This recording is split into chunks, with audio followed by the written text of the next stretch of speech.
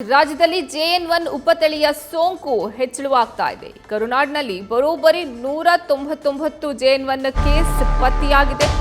Genomic sequence ಟೆಸ್ಟ್ನಲ್ಲಿ ಸೋಂಕು ಇರೋದು ದೃಢಪಟ್ಟಿದೆ. ಜಿನೋಮ್ ಸೀಕ್ವೆನ್ಸ್ ಟೆಸ್ಟ್ಗೆ 601 ಸ್ಯಾಂಪಲ್ಸ್ಗಳ ರವಾನೆ ಮಾಡಲಾಗಿತ್ತು. ಈ ಪೈಕಿ 262 ಮಂದಿಯ ಕೊರೋನಾ ವರದಿ ಪ್ರಕಟವಾಗಿದೆ. 28 ಜನರಿಗೆ XBB ಉಪತಳಿ ಸೋಂಕು ಇರೋದು ಸಹ ದೃಢಪಟ್ಟಿದೆ.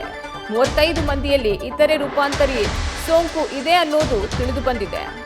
ಡಿಸೆಂಬರ್ 25 ಹೊರಬಿದ್ದಂತಹ ಮೊದಲ ರಿಪೋರ್ಟ್ನಲ್ಲಿ 60 ಸ್ಯಾಂಪಲ್ಗಳ ಪೈಕಿ 34 ಮಂದಿಗೆ JN1 ಉಪತಳಿ ತಗುಲಿರೋದು ಕನ್ಫರ್ಮ್ ಆಗಿತ್ತು. ನಿನ್ನೆ ಮತ್ತೆ 202 ಮಾದರಿಗಳ ವರದಿಯಲ್ಲಿ 165 ಮಂದಿಯಲ್ಲಿ JN1 ಇರೋದು ದೃಢವಾಗಿದೆ. ಇಲ್ಲಿವರೆಗೆ 199 ಜನರಿಗೆ JN1 ವೈರಸ್ ಸೋಂಕು ತಗುಲಿದೆ ಅನ್ನುವಂಥ ವರದಿ ಹೊರಬೀಳ್ತಾ ಇದೆ.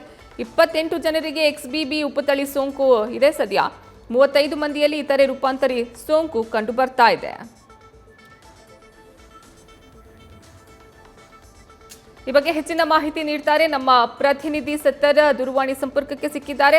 ಸತ್ತರ್, ಈಗ ರಿಪೋರ್ಟ್ ಹೊರಬಿದ್ದಿದೆ, ಸದ್ಯ ಯಾವ ರೀತಿ ಆತಂಕ ಮನೆ ಮಾಡ್ತಾ ಇದೆ, ಏನ್ ಹೇಳ್ತಾ ಇದ್ದಾರೆ ವೈದ್ಯರು ಅಂತ?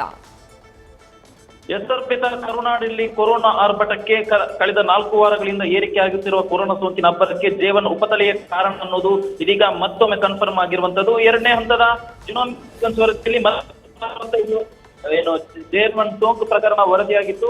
ಪರಿಸ್ಥಿತಿ ಅಂದ್ರೆ ಇದುವರೆಗೂ 76% ಪ್ರಕರಣ JN1 ಉಪತಳಿಯಿಂದಲೇ ಆಗಿರೋದು ಈಗ ಮತ್ತೊಮ್ಮೆ ಕನ್ಫರ್ಮ್ ಆಗಿದೆ. ಈ ಹಿಂದೆ ಕೂಡ JN1 ಬಗ್ಗೆ ಆತಂಕ ಇತ್ತು. ಮತ್ತೆ ಇದೀಗ ರಾಜ್ಯದಲ್ಲಿ ಬರೋಬ್ಬರಿ 199 ಪ್ರಕರಣ JN1 ಪ್ರಕರಣ ಪತ್ತೆಯಾಗಿದ್ದು, ಅಂದ್ರೆ ಇದುವರೆಗೆ ಬರೋಬ್ಬರಿ 601 ಮಂದಿಯ ಸ್ಯಾಂಪಲ್ಸ್ ಅನ್ನು ಜಿನೋಮಿಕ್ ಸೀಕ್ವೆನ್ಸ್ಗೆ ರವಾನೆ ಮಾಡಲಾಗಿತ್ತು. ಈ ಪೈಕಿ 266 ಮಂದಿಯ ರಿಪೋರ್ಟ್ ಬಂದಿದ್ದು. ಈ ಪೈಕಿ ಬರೋಬ್ಬರಿ 199 ಮಂದಿಯಲ್ಲಿ JN1 ಕಂಡುಕೊಂಡಿರುವಂತದ್ದು. ಈ JN1 ಬಗ್ಗೆ ಆರೋಗ್ಯ ಇಲಾಖೆಯ ಮಾಹಿತಿ ಪ್ರಕಾರ ಅದರ ಜೊತೆಗೆ WHO ಕೂಡ ಮಾಹಿತಿ ಕೊಟ್ಟಿದ್ದು. ಅಂದ್ರೆ JN1 ಪ್ರಕರಣ ಏನಿದೆ, ಆ ವೈರಸ್ ನ ಡೆತ್ ರೇಷಿಯೋ ತುಂಬಾ ಕಡಿಮೆ ಇದೆ. ಬಟ್ ಅದರ ಸ್ಪ್ರೆಡ್ ಕೆಪಾಸಿಟಿ ತುಂಬಾ ಜಾಸ್ತಿ ಇರುವುದರಿಂದ, ಅಂದ್ರೆ ಈ ಇತರ ವೈರಸ್ಗೆ ಹೋಲಿಕೆ ಮಾಡಿದ್ರೆ JN1 ಡೆತ್ ರೇಟ್ ಕಡಿಮೆ ಇರುವುದರಿಂದ ಆತಂಕ ಪಡುವ ಅಗತ್ಯ ಇಲ್ಲ ಅನ್ನೋದನ್ನ ಈ ಹಿಂದೆ ಕೂಡ ವಿಶ್ವ ಆರೋಗ್ಯ ಸಂಸ್ಥೆ ಕೂಡ ಹೇಳಿತ್ತು.